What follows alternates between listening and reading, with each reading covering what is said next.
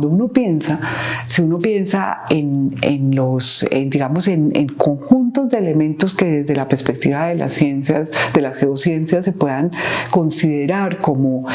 conjuntos patrimoniales o conjuntos en los que hay un valor científico, un valor, un interés estético. Muchas veces algunos de esos conjuntos de elementos que pueden considerarse geopatrimonio pueden haber estado relacionados o pueden coincidir muchas veces con lugares o paisajes o elementos de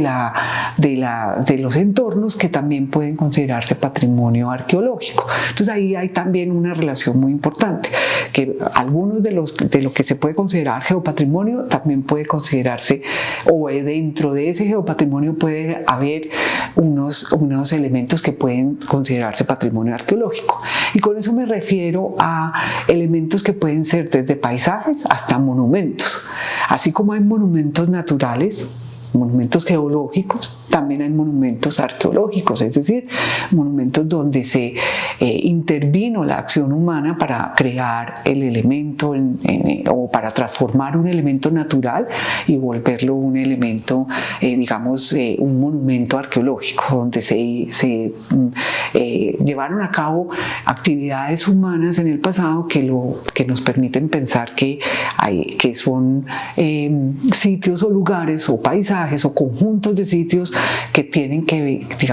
ese valor cultural, en el sentido de que fueron utilizados por gentes en el pasado, fueron parte de lo que para esas gentes o grupos humanos significaba la vida y significaba el transcurso de la vida, significaba otras cosas como por ejemplo la muerte. Cuando uno piensa en monumentos arqueológicos hechos principalmente para conmemorar ese paso, pues digamos, de la vida, de la muerte, etcétera. Entonces ahí también hay una relación, digamos, que se puede pensar como algo muy importante. Ahora bien, la definición de geopatrimonio, hay definiciones que pueden ser muy generales, pero una muy general, si uno la piensa como un conjunto de elementos naturales que tienen un valor estético o un valor científico y que por lo tanto deben protegerse como entes patrimoniales y que por lo tanto pueden valorarse por las personas, digamos que esa definición no necesariamente debería o tendría que excluir lo que consideramos patrimonio arqueológico, porque el patrimonio arqueológico se considera, como digo, no solamente,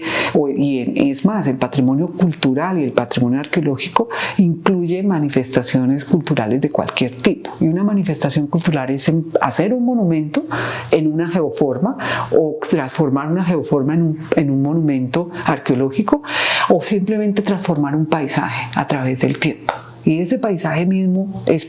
una parte del patrimonio arqueológico, es decir, es una parte del patrimonio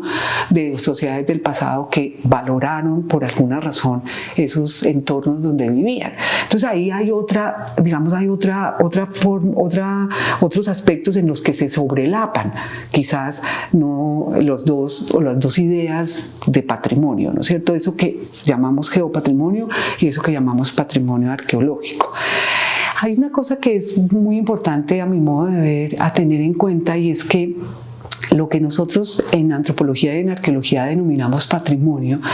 es, en realidad, cuando hablamos de ese término, no estamos pensando en algo estático ni fijo en el tiempo ni en el espacio, porque a eso no corresponde, digamos, la definición antropológica que necesariamente implica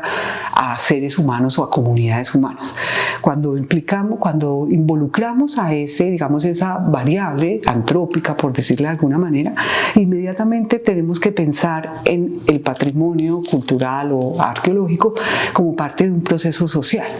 Entonces, no es algo que esté ahí, simplemente afuera, y que llegue de pronto un grupo humano y lo valore o no lo valore. Es más bien algo que se construye en la misma reproducción social de las mismas sociedades y sus mismas maneras de vivir, de pensar, de usar los entornos, de habitar. En ese proceso, que puede ser muy complejo, es que se construye esa idea de patrimonio.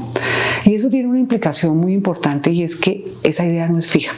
No existe per se. Es decir, al construirse es una idea que puede cambiar. Entonces, por ejemplo, lo que se consideraba patrimonio cultural hace 5 siglos puede ser distinto a lo que se considera actualmente patrimonio cultural. Hay muchos ejemplos en el ámbito antropológico. Por ejemplo, uno puede pensar que hay por ejemplo, ciertas manifestaciones culturales, como alguna música, por ejemplo, que se produjera hace un siglo y que no se consideraba algo valioso desde el punto de vista identitario de un grupo social. Y en un momento dado, el proceso social que ocurre en un grupo humano puede llevar a que ese mismo grupo decida valorar de otra manera eso, y entonces lo empieza a considerar como parte de su patrimonio. De la misma manera, quizás dentro de lo que se denomina el geopatrimonio actualmente, hay elementos que hace un siglo no se consideraban patrimonio, o que alguien podría haber objetado que fueran sujetos de valoración patrimonial. O sea, por dar un ejemplo quizás extremo, una montaña, es posible que la gente no pensara que, hace un tiempo, no pensara que tuviera un valor intrínseco per se, por ser ella misma esa geoforma especial. Entonces ahí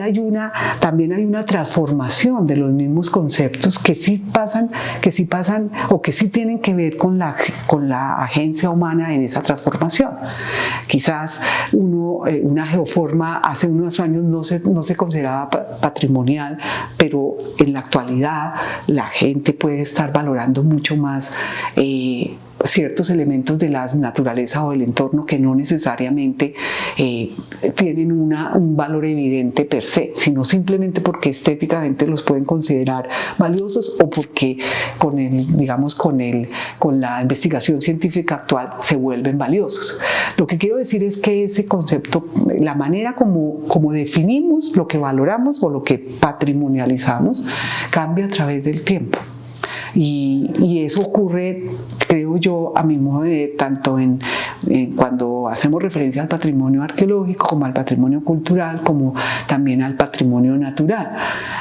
Hace también quizás varios siglos, no se valoraban ciertos elementos de la naturaleza tanto como en la actualidad lo hacemos, porque nos vemos abocados también a unas circunstancias donde es imperativo que pensemos y reflexionemos sobre lo que esos elementos significan, desde perspectivas muy diversas, económicas, sociales, políticas, y también desde perspectivas individuales que tienen que ver con nuestra propia identidad y con nuestras propias maneras de relacionarnos con esos otros elementos que nos rodean.